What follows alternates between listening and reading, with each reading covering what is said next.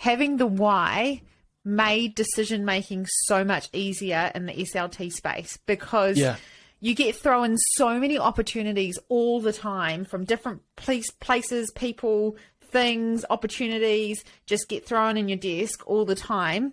And I made the mistake when I first started in SLT was saying, yes, that sounds cool. Cool. That sounds cool. That sounds cool. That sounds cool. And you end up getting this absolutely over-crammed calendar. But as soon as you then pull it back and you go, actually, this is our why. Is this going to contribute? Is it going to enhance? Is it going to help to support that why? The Better Mindset Podcast.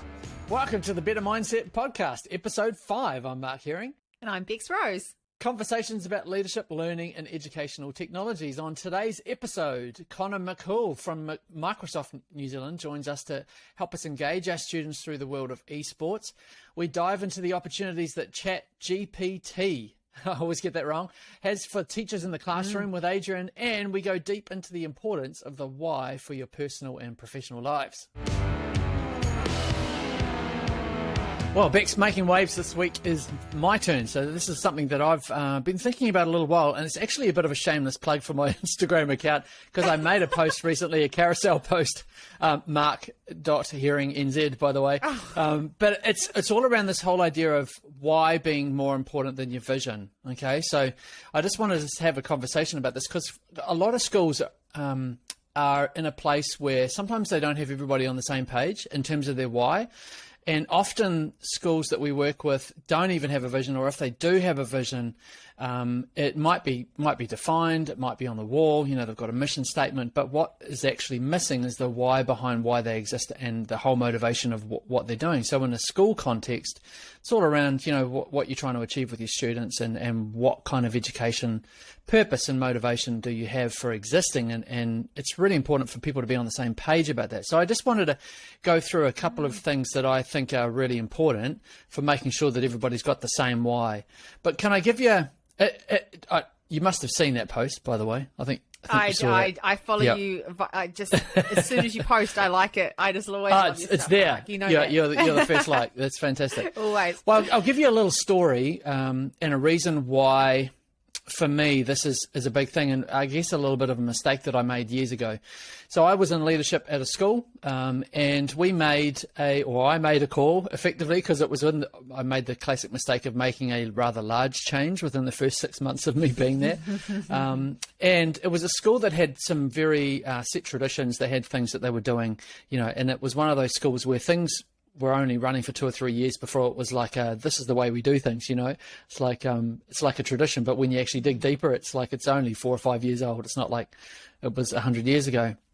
And what I decided to do was change the camp, which until I came for a few years was a trip to an island. So they took the senior class, everybody looked forward to it. They took that class to an island for effectively, the way I saw it, was a bit of a holiday. And I wanted to change it round to a bit more of an outdoor adventure camp. Now, the blowback that I got on that decision, not only from the kids, but from some of not everybody, but a good section of the parents, was actually quite strong. And the decision didn't really go down well. It took me probably a couple of years to roll that through before people kind of saw the value to it and accepted it, and then it became something that they looked forward to. And I'm pretty sure the school continues that style of camp now. But it was a really good example for me to look back and reflect on the fact that the community, a lot of the people in the community, the parents who were bringing their kids to the school, had a very different why behind what they wanted out of their education experience than I did, and what my why for being involved in the school. And, teachers and leaders in schools sweat blood and tears, don't we?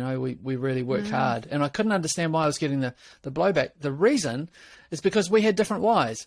So when I reflect, the parents' why was about the students having a very similar experience to what they had. So it was about replicating their childhood. The why behind school was about encouraging children to have amazing experiences and to connect with family. It was a very community, family-orientated school. But my why was quite different. My why was about encouraging growth, about development, about pushing outside your comfort zones, about doing things that were a little bit hard, because I knew that for a lot of those students, they had, their lifestyle and their whole upbringing was amazing, and it was all about lifestyle experiences, and I wanted to kind of push them a little bit. So that was why I wanted that outdoor, adventure extreme. So just a little bit of an example of having people on different whys. Have you seen that in some of the schools that you've worked in? Absolutely. I was also part of a leadership team, and we had a change in leadership, a bit of a change in guards after 25 years of the same principal, and then a new principal came in, and I was the DP. And that exact situation where there were historically lots of things that just happened because they happened, and those things were ingrained in us across the staff and across the community. And the why was challenged on a number of times. And even just things like we had an assembly on a Friday, and that was cast off as sort of extra release time for teachers, right?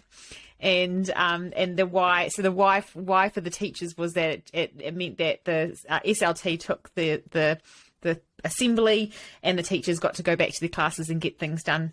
Yeah. And the new principal decided that all the teachers need to be there at the assembly, and so the whys clashed for a moment there. But then, as time went on, it ended up being a really integral, important part of the week, because we all got to be together and we all got to celebrate success or celebrate things that were happening in the class, in the school. But yeah, initially the whys clashed quite a bit. But then as soon as, I think that the biggest thing about it, the biggest learning from it, was really getting that clear understanding and getting all key stakeholders involved in developing that central why, that core reasoning behind everything.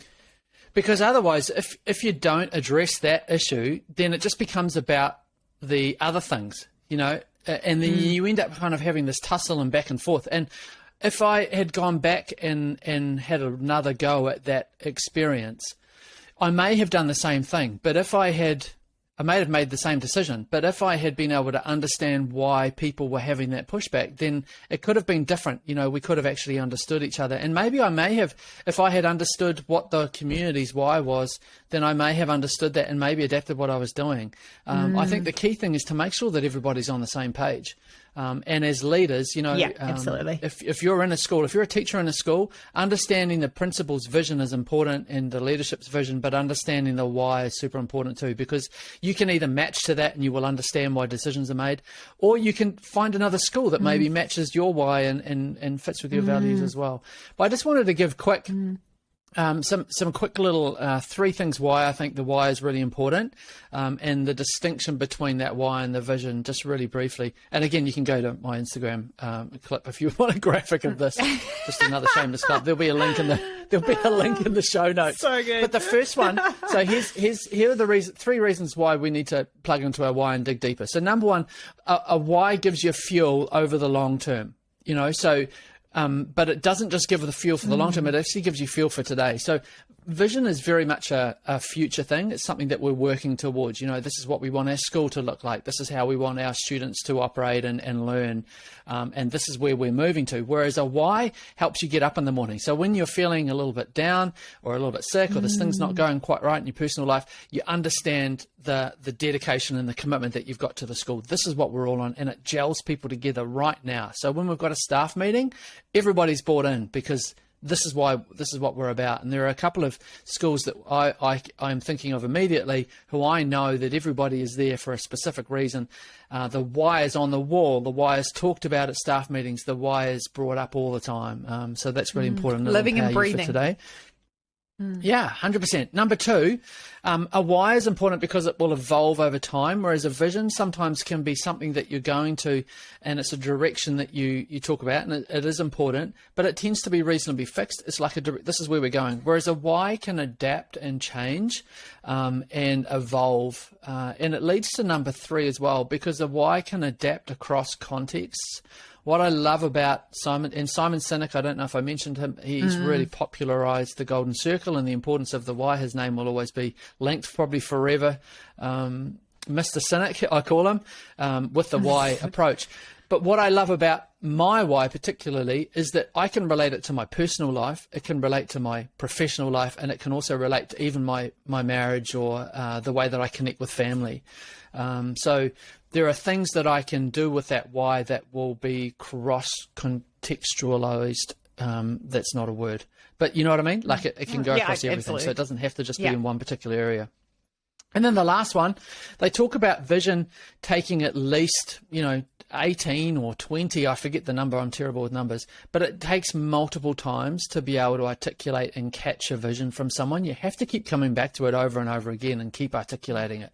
Whereas a why, if I share my why with someone, they kind of get it straight away. So I'll give you a quick example. My personal why that I've developed and just come to terms with and have as a real motivating factor is around investing in people. Everything that I do, whether I'm with my kids, now at a picnic or we're having dinner, don't get this right all the time and I'm not perfect, but everything that I do on this podcast, things that we do in our company when we're working with schools, it's about investing in people.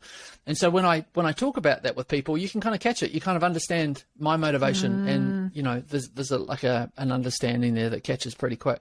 So I don't know if you've got anything, is there anything else that people can do? What are your thoughts about what people could do to discover what their why is? I think it does take time. And when you said your why, Mark, I go, that's 100% you. Like that's you absolutely to a T. And I think it does evolve and change over time. Well, it refines over time. I think you kind of realize that you're on this planet for a reason, and this is your why behind it. I don't even think I've really 100% developed mine, to be honest, personally, Mark. But in terms of professionally, having the why made decision making so much easier in the SLT space because you get thrown so many opportunities all the time from different places, people, things, opportunities just get thrown in your desk all the time. And I made the mistake when I first started in SLT was saying, yes, that sounds cool. Cool. That sounds cool. That sounds cool. That sounds cool. And you end up getting this absolutely over-crammed calendar. But as soon as you then pull it back and you go, actually, this is our why. Is this going to contribute? Is it going to enhance? Is it going to help to support that why? Yeah. Or is it going to just overcrowd it? And just, not really kind of go on that same trajectory. And so as soon as you start doing that, you get real traction in formulating or making sure that why is alive and kicking. Yeah, 100%. Well, we talk about vision acting as a guardrail, to all the decisions that you have to make. And in that leadership space, I think the why does that as well. So like you say, you've got a lot of opportunities to do a lot of things. And I think schools fall into that trap. They're doing so many things because they see there's value in that. But if they're able to sit down and, like you say, examine their values, what are our principles, what are we actually trying to achieve, where are we sinking on our motivations, if you can articulate that and figure out what it is that you're trying to do, then I think you can make decisions. Does this help us do this? Does this help us do that? That's really important. And I think if I was going to add another fourth one there, I think understanding that why helps you continue going in the long term. Because I think for a lot of people, sometimes their why is to reach a certain position or to achieve a certain thing. And then, so like I think through my teaching career, I started to develop a bit of an aspiration to want to be a principal. Like a lot of teachers, they're kind of working through, they're looking at their classroom practice and they're thinking, well, I want to move into the leadership space. So then if my why was to become a principal one day, what are you going to do when you get there? You know? What happens next? Like you become a principal, you're sitting in the desk and you kind of like the door shut behind you and then you're like, oh, what am I going to do now? And you see it all the time with sports players, and professional sports people. They, if their why is, the admiration, being in the All Blacks or winning a World Cup, often you hear about this huge plummet that they have afterwards because their why has gone because they've had to retire or they didn't, you see all sorts of examples in the sporting world of people not achieving that goal. And if they don't achieve that goal, then their life is over.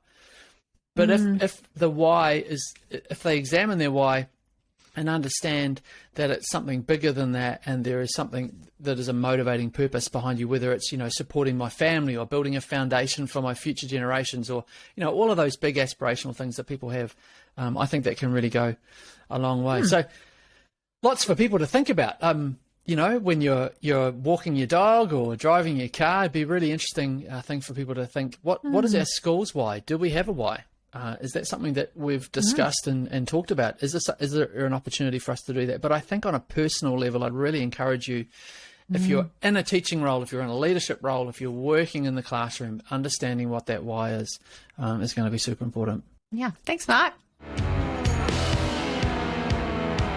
All right, our guest on the show today is a very exciting guest. This is our first person outside of UTB, so it's great to have you on the call, Conor. I've just got a little bit of a bio that I'll use to run through, and you can give me some feedback on this bio, because this came straight from LinkedIn, so I don't know how this is going to roll. But anyway, Conor is a learning delivery specialist, currently the education success manager for Microsoft New Zealand, and I know that's a role that you've just started last year. Your background, Conor's background is 5 years as a teacher at Northcote Intermediate in Auckland, and 2 years at Northcote Primary School in Auckland as well, in New Zealand. And this is interesting. LinkedIn comes up with 3 people who are your interests. I wonder if you could have a quick little guess who they might be. Anyway, obviously with Microsoft, you've got Bill Gates as the first one. You've got Satya Nadella, and third one, drum roll, Jacinda Ardern. So that's exciting for you, isn't it? There's 3. I wonder what that says about your personality, your professional aspirations. Obviously, there is some CEO of a major corporation and the Prime Minister of a future nation in your future. So it's awesome to have you on the call, Conor. We're really excited to talk to you, particularly today, around the esports involvement that you've got, the experience that you've got, and what you're doing, and your background and how you got involved in that. Because for a lot of teachers in classrooms, one of the huge challenges that teachers have got at the moment is around engagement. No matter what age your students are, we're really struggling in the classroom to get engaged. Get attendance is one thing, I know in New Zealand particularly. Getting students to the classroom is a real challenge after the lockdowns and the COVID and the patterns of behaviour. But then how do you engage them when you've got them in the room as well? So no matter where you are in the world, that's an issue. And I'm interested to see what kind of role esports could play in that. But did you just want to give us a background, kind of catch up, and how you got to where you are now with Microsoft, and how that led to your involvement with esports? Yeah, cool. Kia ora. Firstly, thank you for having me as part of this podcast. Super exciting to be the first external guest out of UTB. So huge honor. Number one on the list. You were like right at the number one. We've got a list of 100. Yeah. Yeah. Like you were there. Oh. Yeah. All right. High expectations. No, look, I think engagement in schools is such a huge thing, right? And I think, reflecting on my time back in the classroom, I always prioritized engagement, right? In terms of if you can get a student wanting to come to school and excited to come to school, that's the biggest part of the battle, right? If you can achieve that, the learning is going to flow naturally. But if you're constantly battling that engagement, you're going to be battling the learning, and you're going to be battling, for the remainder of the year. And I think I relate to that because I was that kid at school. I really struggled with engagement, and I really struggled with school, to the point where I didn't finish high school. I dropped out of high school at 5th form. Oh, wow. Yeah, and I really struggled because I didn't have the things that I was engaged in, the things that I really enjoyed doing. And at that time, it was tinkering, it was taking things apart, it was exploring, it was being hands-on and being curious, and everything that would relate to what we would probably classify as STEM learning now, right? And a huge, huge part of that and my interest in engagement was gaming, was being involved in that side of technology as well. And so growing up, I was always really passionate about computers, technology, gaming, and that was always a huge driving force of what I did in the background and behind the scenes. And so, yeah, when I left school, I went straight into an automotive trade. Worked really well for me as I came out of school, tinkering, hands-on, learning and being engaged and curious. And then as I got a little bit older, I hit a pivotal point in my life where I wanted to do a little bit more than that, and I wanted to get involved in a little bit more, and I wanted to be giving back and helping others. And so I made the transition to teaching. And so I went and studied to become a teacher. And funny enough, you mentioned my two last places of employment as a teacher, Northcote Intermediate and Northcote Primary. While I was studying to be a teacher, I also worked at the Northcote Tavern. So that's not on your LinkedIn. How come that's not there?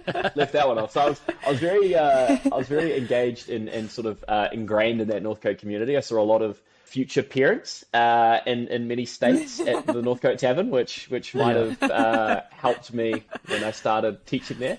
And so yeah, I continued while I was training to be a teacher with my passions, which was gaming, technology. And in the background, I was always doing things online. I was always staying up to date with the latest technology and just really curious about that side. And then, yeah, when I made it into the classroom, that's when I really started to put my passions with my professional practice. And so I started to really integrate technology into the classroom. And so from early on, I was really, I guess, understanding of these kids who wanted more than what the current curriculum was offering. And it was still kind of early days around, especially esport back then when I originally started teaching. But I really saw a shift in students craving for a little bit more, in the classroom. And so over time, I started to integrate that technology. I started looking at ways to use that as a tool in the classroom. Initially, it was, looking at ways to provide a reward for students for completing, like a writing piece or a reading piece. And then, hey, now you can spend some time and go and do something on the computer, play a game or do something. But as it evolved, it really changed from a reward piece to a really essential component of classroom, gamifying learning and providing a platform for students to align their interests with this new exciting thing. And it was really quickly becoming a career opportunity, which, is quite a bizarre thing to think that now these students can progress through the classroom and have this pathway in front of them where they can follow their passions through gaming and coding and esports, and that's a viable, profitable career path now. And so as I continued teaching and it became a little bit more common, a little bit more understood and a little bit more frequent in the classroom, I really started opening up what I could do with esport. And so when I made it to Northcote Intermediate, I took over the digital technology space. So I was a general classroom teacher, but I also oversaw the digital curriculum, the digital technology, the digital extension program, and I ran a specialist group as well with a selected group of students to really help drive technology in our school. And time again, after asking students what they wanted, what would they want to see more of in the school, quite often it came back to esport, gaming, and those opportunities. And so that's exactly what I did. I built out a school esport tournament that grew into an esport cluster group. So I started getting schools from all across Tamaki Makaurau to come to our school, and we hosted an esport gaming event. We got up to 13 schools coming out. Wow. We had students playing, we had multiple teams. I had students doing broadcasting, students doing, the Twitch streaming, commentating, filming, learning how to do all the graphics overlays on Streamlabs. And I think for me as an educator, that's the most exciting part, is that there are so many different layers to this technology in the classroom. It's not just about playing games anymore. It really opens the door to so many different career paths. and you can engage so many students in such a wide variety. Like I said, you've got the streaming, you got all the technical aspects with that go with understanding all the camera equipment.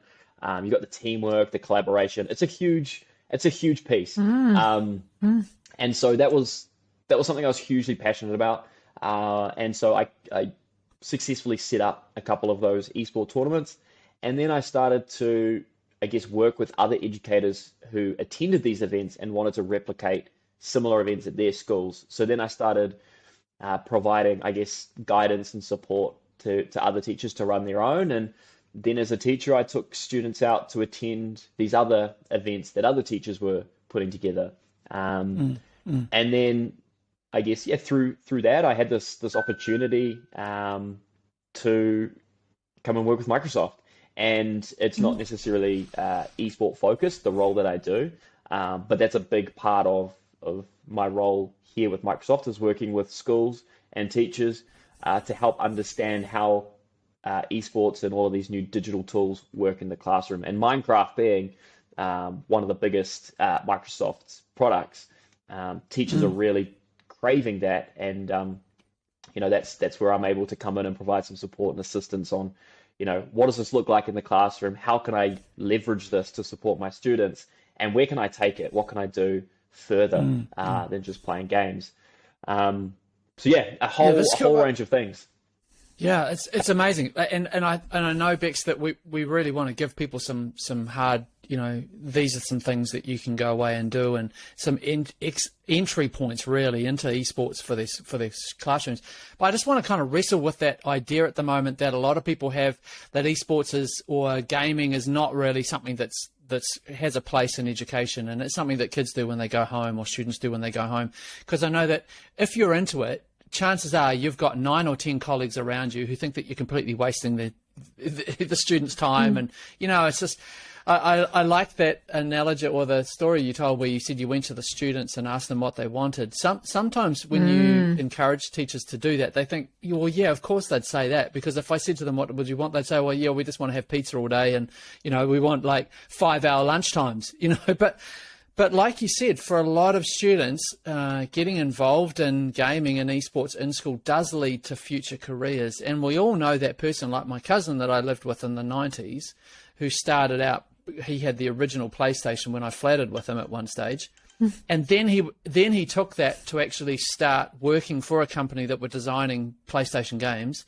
And then he went on and worked for Trade Me, which outside of New Zealand is sort of like our eBay approach. So like it just blossomed and branched from that. Do you see that kind of pushback from teachers? And when you hear that pushback, what's your immediate go-to kind of answer for people who say it's a waste of time? Funny you should mention that. I think teaching and schools are a really interesting place, right? You got teachers who are really on the forefront of digital growth, and then you've got maybe some teachers who are a little bit resistant to change and maybe struggle with understanding how some of these new tools support and encourage growth. And so there is a lot of pushback in some instances when it comes to esport.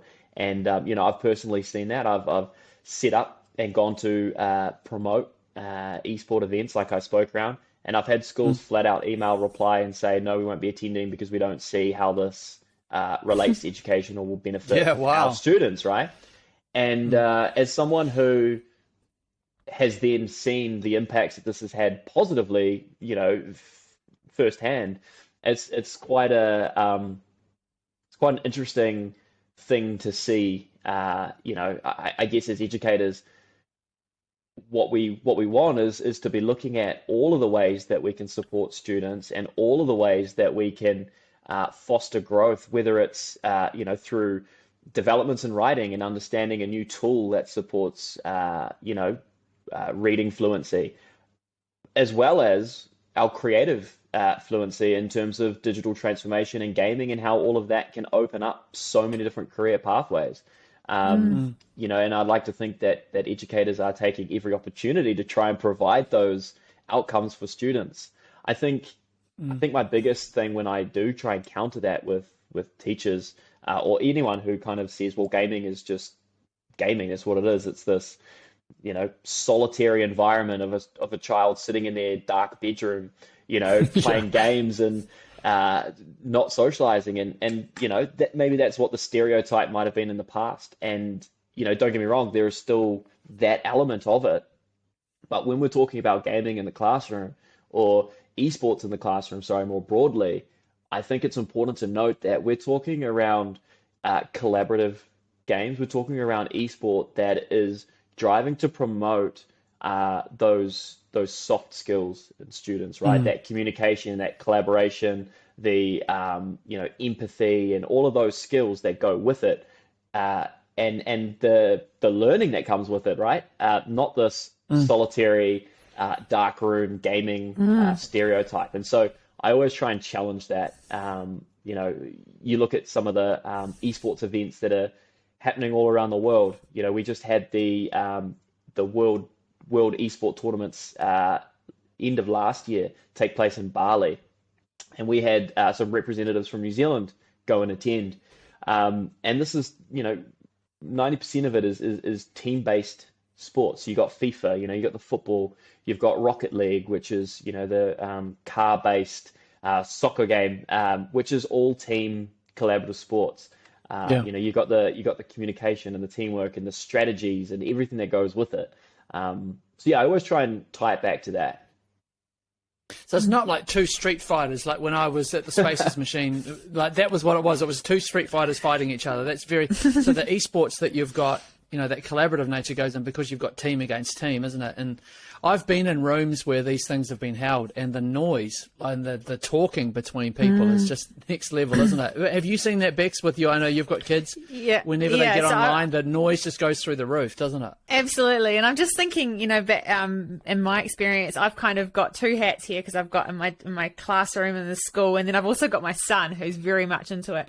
And to engage him in learning through esports or through Minecraft or through something like that, that's when you start actually seeing some traction in his learning, because it's authentic, it's relevant, it's in context that he understands, it's just been a game changer for my son in particular. And then also with kids that have been hard to engage, those typical, I always come back to it, those year 6 boys that are just not keen on learning maths or learning collaboration. They don't want to play team, those kind of games in the classroom. But then as soon as you bring the esport element, or as soon as you bring some sort of gamification, the engagement is just phenomenal. So I just loved hearing your journey too, Conor, around that you were also in that same space as a student as well. So yeah, it's been really interesting to hear.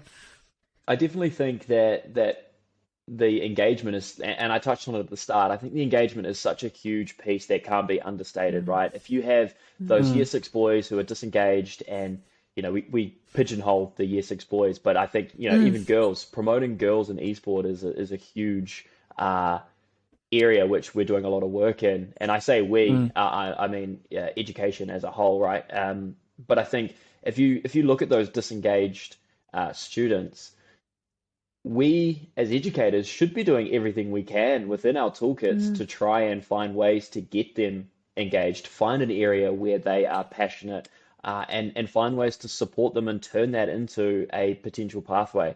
I never would have thought that I would get to where I am and have this opportunity to work with Microsoft. And if I peel back the layers, it all kind of stems from my passion and my gaming, right? It's where it all sort of grew from. And a lot of these students that I have worked with and I've seen, you ask them what they want to be, and now, like I said, they can say that they want to be a professional streamer or a professional gamer or a shoutcaster or whatever. So we should be finding ways to engage them in that. And part of aside from the role that I have at Microsoft, one of the elements that I'm involved in is I chair the New Zealand Esport Federation's education subcommittee. So New Zealand Esport Federation is it's been sanctioned under New Zealand Sport, so it's an official recognised entity. And then under that, under the New Zealand Esport Federation, there's different subcommittees and we're engaged and aligned in supporting specific areas. So we have women in esports, we have Indigenous in esports, education in esports, and that's the one that I look after. And so within the education in esports, I have a team of 9 people that I work with who are all teachers, who have all been involved in education in one way or another. And our goal essentially is to provide framework, resources, starting points, entry points into esport for teachers across the country. And that's a relatively new thing. So we kind of brought that to fruition mid to end of last year. We're working a way to really centralize a hub where people can come and get that support if esport is something that they wanted to pursue in the classroom. Some of the people in the team are ex-professional esport players, as well as teachers like myself. So we've got a really well-rounded structure to provide that support. So something that I'm really passionate about. Yeah. So cool. You mentioned you've got this team of people, but how would the average Joe teacher go? They're listening to you and they're going, I've got a bunch of kids, or I've got kids that would really love this. How do we get started? How do we get into this? There's so many articles and so much research, and there's a lot of different entry points. So that's a great question. I guess speaking with my Microsoft hat on, one element that I would highly recommend, and we have our Microsoft Learn portal. So that's Microsoft Learn. You can just search that, and then within the Microsoft Learn portal, that's like the one-stop shop for all Microsoft learning that teachers or anyone can take on professional development, create a profile, earn badges, and build out their professional learning. But within that, there's a subset of education-specific learning pathways and modules. And then within there, it breaks it down even further. You've got STEM learning, you've got, teams learning, but then there's a whole segment of Minecraft. And Minecraft being a really great tool that, so many students are already using and successfully in the classroom. And then within there's a whole unit on what's called the Minecraft Teacher Esports Academy. And so that module is designed to step teachers through the whole process of starting esport in their school, what this looks like, small steps, building up an esport team or a group of students to help with that, and then providing the framework with a Minecraft approach on how you could build that out across your school. So within that Microsoft Learn portal, there's 2 elements. There's the Teacher Academy, and then there's also a Student Academy as well. So you can really break it off into 2 different pathways. You can support teachers, and you can also develop students' capabilities within esport as well, teaching them around collaboration and teamwork and working with peers and stuff. So I would probably draw on those 2 resources. And there's a whole bunch of other Minecraft tutorials in there as well on how to get set up and the different types of esport games within Minecraft. Because, when you talk esport broadly, what's hard to recognize is that there are different, within Minecraft, there are different objectives, different game criterias or different game outcomes. So, you might have a build challenge where you task students to work in groups of 5 to race against the clock and build a specific object within Minecraft. And then, you might have a rubric where they can, they have to achieve certain things. So that's a build challenge. Then you might have like a creative code clash challenge where students go in and have to collect nectar and bring it back to the beehive and do all of these different other esporting challenges. So there's a whole range of different activities that teachers can go in and understand more about. And students, I know in Minecraft too, you can create your own worlds with your own chalkboards and, different things that you can do. So I've heard of teachers creating or having students create their own challenges. So students have to go in and compete within their world. So that's fantastic. Yeah. That's a great resource for people to be able to go and plug into, and a really good entry point to the whole world of esports. So we'll put some links in the show notes, Bex, and we'll have some things that people can go to be able to get started. But fantastic to start that journey. And I think it's one of the things that, at the beginning of a school year in the Southern Hemisphere, and, you're looking towards the summer in the Northern Hemisphere, you're wanting to try and keep kids engaged and keep things sort of ticking over. I think there's some fantastic ideas there to unpack. So thanks so much for Conor for jumping on. And we'll also, have a connection for people to reach out to you if they're in New Zealand too, and make some connection with you. Some way through down the track.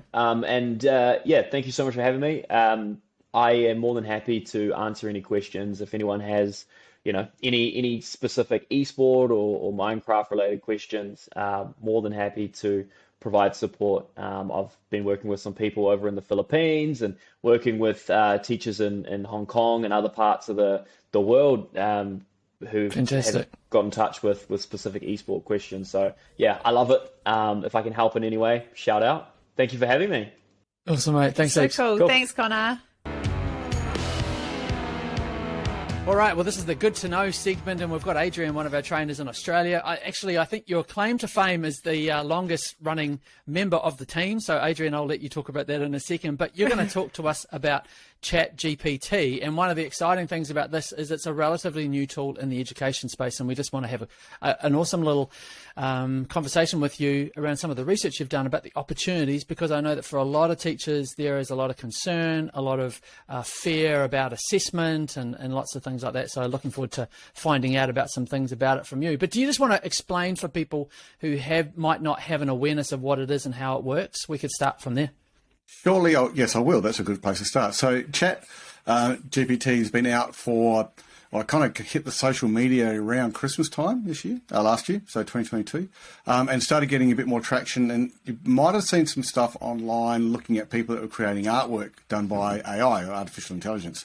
So Chat GPT is the chat version of that, where you can actually open up a browser, search for Chat GPT. You have to sign in. And then once you've signed in, there's like a little bar at the bottom of the window, and when you just type in a question, it will fire back an answer for you.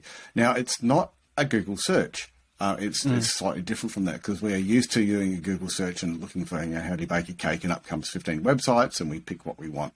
Now, this is using a neural network, which basically is an AI system in the background, which is a deep learning architecture. This is kind of nerdy for you, that will then learn and process language, and then find the answers and solutions for readily published articles or information. So what it's actually kind of doing, this is Adrian's version trying to explain it to his mum, is that you ask a question, it then goes and interprets that question, it then goes and scrapes information off from the internet where it can get things from. So it could be articles, it could be newspapers, it could be videos, whatever. It then will have a response and come back to you. It gets better as it goes along, and it's very conversational. Unlike a Google search or any other search engine where you just put in a question and it gives you one answer. This is like you can have a conversation with it. It also learns as you go through. So as it gets better, it's learning how to kind of respond to you, and also how to interpret what you're writing. So it's actually quite a fun thing to play with as well. It's quite, you can actually ask it a question about, how's your day been, those kind of things. It will actually come back with an answer. And just be aware that it is refining itself. This is very much in its infancy. They would have done some beta testing before they went live, but this is still kind of in beta anyway. But it's quite a nice tool to have. So it's quite a fun thing. So it's kind of like a glimpse into the future of where things are going and what's going to develop further down the track. I heard a great example. They said that once it does get connected to the internet, it will be able to do things like putting together a schedule for you. So I saw one person say, you could say to it, I'm in Paris on these dates. I'd like to see some amazing restaurants, go to some theatres and see some of the local sites. Could you arrange a 3-day itinerary for me? And it will map all of that for you and put a bullet pointed itinerary of where you're going to go and what you're going to do and where you're going to stay. Now that's slightly more advanced, isn't it, than a Google search? And when it gets connected to the internet, it's going to go for that. But at the moment, my understanding is that what most people are using it for is content creation, developing ideas, that whole text-based approach. Is that kind of how most people are using it at the moment? That's what I'm saying. That's what I've played with, but I think that would just be a tip of the iceberg, because that's kind of the realm that we're playing in. We're all ex-teachers. We know about creating content, and we kind of think, well, we can use this to kind of use that bit. But I've had friends of mine get it to write stories with slight pathos in it, and it will, or with a slight, write a story in the same kind of style that that so-and-so would write, and it will write it for you. It's quite a bizarre type of thing. I think it's bigger than what we kind of are using at the moment. So in the education space, it's got a few people spooked. Yeah. Do you want to tell us why? Why do you think teachers are so concerned? I think the big thing is, this is just me with my hat on, is that we are very used to doing things exactly the way we always have. So we all went to school normally, or we did, because that's what you do. You go to school, and then most people then go to university, and then they go back to school again. So all they've really known for their entire life is that mode of school. You learn something from Monday to Thursday, and on a Friday you get a test, on Monday you get it back again, and then away you go again. So it's that kind of cycle. So we've grown up in that, and that's how we've learned. Then we go to university, that's reinforced as well. And to make it even more complex, all the parents of the kids that we teach have the same experience, or our parents have the same experience. It goes back and back and back. So when you want to change or adjust something, people start getting spooked. And there's two reactions. One, you could go, this is fantastic, let's embrace this and run with it. Or, oh my goodness, let's lock this down because I don't want anyone to be able to see it. So that then creates that kind of tension in your staff and in your school and in education about where are you going to use this kind of tool. And if you kind of take a step back to COVID, when COVID hit, how the heck are we going to manage? We're going to have to go online. And surprisingly, we did flick online, and we did teach, and we did actually do some stuff really well online. We learned a stack. And now that we're back, we've kind of got that ability to pull out a hybrid learning model quite easily out of our backpack. We were forced to do it, but now if you look at most schools, 90% of them are back to what they were doing before. So they've kind of dropped the opportunity to use that change in kind of circumstance or change in technology to enhance learning for students. They've gone back to what they're now doing before. So ChatGPT is the same, because what happens is with this, if you want students to write an essay about a war in the 18th century, they can say, write me a 500-word essay on the war in the 18th century and reference it for me, please, and it will do it. Now, it loses that human voice, so it's not quite there yet, but it's getting pretty close. So that means they can get seen, bulk Adrian, parts of it. Yeah, I have seen you can refine the voice that comes, so you can say whether you want it to sound professional or if you want to sound casual. I've seen a few applications of it within education framework. What are some ways that you have seen it, or what are some ways you've been dabbling with it that we could have some practical applications in the classroom? Yeah, so does that mean you could say, make it sound like a 15-year-old student? Probably. Yeah, well, actually, we could give it a crack and see. But I think probably for a teacher, what it means is, so Bex, I'll loop back to yours in just a smidge. I did an example at a school that I was working in last year, and I got 6 people to open up, asking exactly the same question, and they got 6 different responses, which means that you can't put it through a plagiarism checker because it's unique every time it creates. And you're not going to be able to pick it up, because that's what teachers normally do. I'll put it through a plagiarism checker. If they cheat, then we can pick them up. One teacher responded and said, what we now need to teach is process.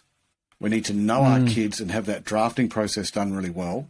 We need to teach problem solving, and we need to teach wisdom, not content. And I thought that was pretty cool. That was a really nice summary of what we need to do in education. Now, the pain point is that we still are governed by exams at the end, or some sort of assessment at the end that needs to get that tick so they can move on somewhere else. So we kind of got that paradigm we're in.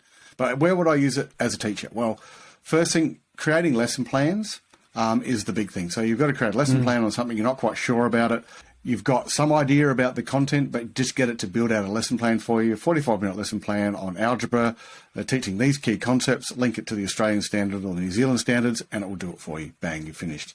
Now, you need to know your stuff, because otherwise it's just going to spit something out, and then when you stand in front of your kids, you're going to parrot something out and you have no idea about it. So never use a tool like this to do something that you don't know about anyway. I've done some stuff with coding, write some code to stuff, and 99% of it was spot on. One bit just didn't work because of my environment, and if I didn't know that, then I would have been pulling my hair out. So you still need to know what you're doing to make it work.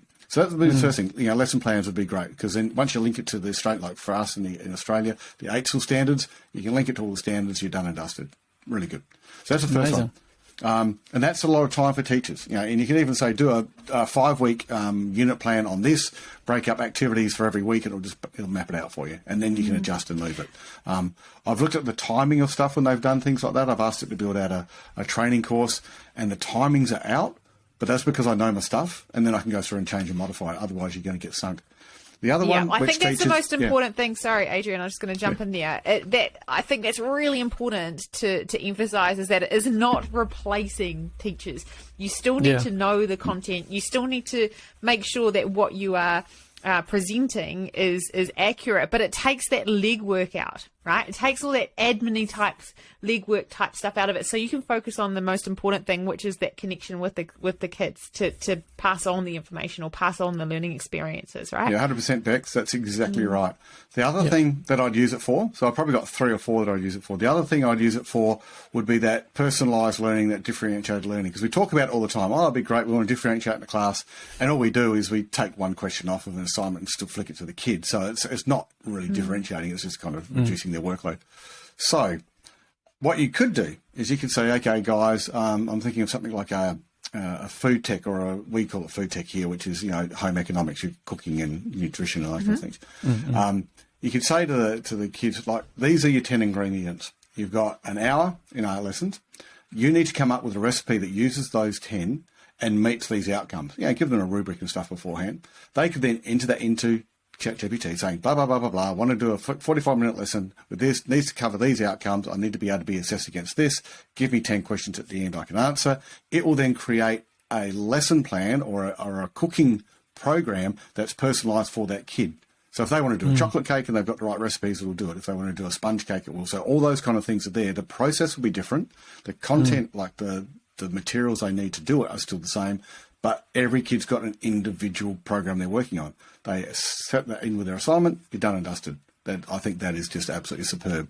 And as a teacher, when you go and assess it, they've got the lesson plan there because the kids made it. You've got the rubric that you're marking against, and every kid's got ownership of their learning rather than getting told what to do. So I think that's a really good way of doing it. And you could apply that to multiple subject areas as well, which I think is pretty good. The other head fake on the back of that is get a copy of each of the kids' lesson plans, and now you've got 30 lesson plans ready to go whenever you need to. So you might be sick, bang, flick that out into a relief lesson, done and dusted. You don't have to do anything else about it.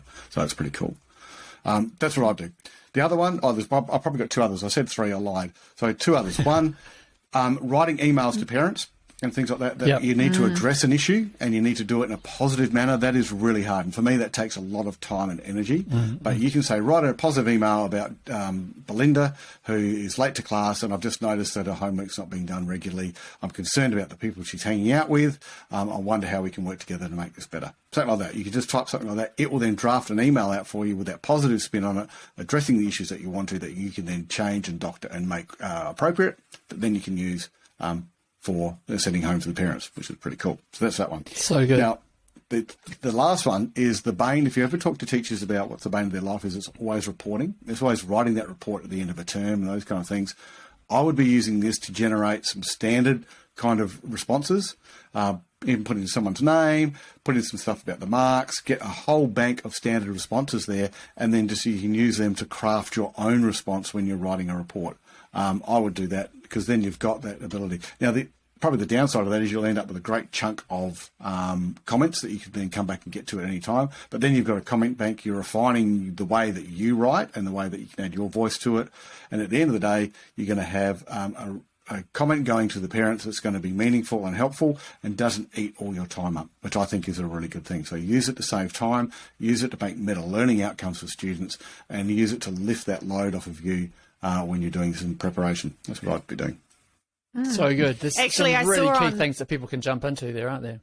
Absolutely, and I saw some a cool way on the Facebook group, the teacher Facebook group, and they were talking about their Welcome Back to School newsletter that they were compiling for their teachers, for their parents that were coming in, and so I suggested that, and yeah, it just takes the time. You still have the opportunity to refine it and put your flavour into it, but it just gives you that skeleton that takes so long when you go, trying to get back in the groove of things.